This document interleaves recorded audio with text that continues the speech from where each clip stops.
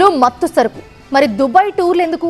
సంచలనం రేపిన Moinabad farm house drugs కేసులో ఇప్పుడు ఈ పాయింట్ పైనే స్పెషల్ ఫోకస్ పెట్టారు సిట్ అధికారులు.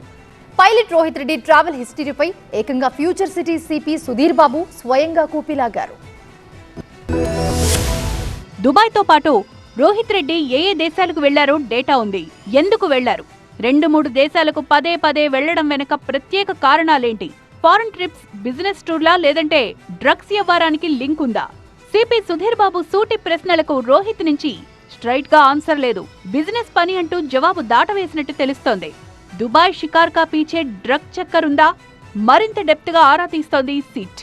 కోర్టు అనుమతితో రోహిత్ రెడ్డి, రితేష్, నమిత్ శర్మలను కస్టడీలోకి తీసుకున్నారు పోలీసులు.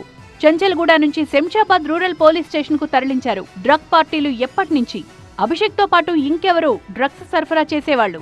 ఫామ్ హౌస్ లో పోలీసులపై కాల్పులు ఎందుకు జరిపారు? డీసీపీ యోగేష్ గౌతమ్, సిట్ అధికారులు ఇలా వైడ్ యాంగిల్ ప్రశ్నించారు. ఎవరో అటాక్ చేయడానికి వచ్చారని రితేష్ చెప్తే కాల్పులు జరిపానన్న నమిత్ శర్మ వచ్చింది పోలీసులని అప్పటికి తనకు తెలియదన్నట్ట.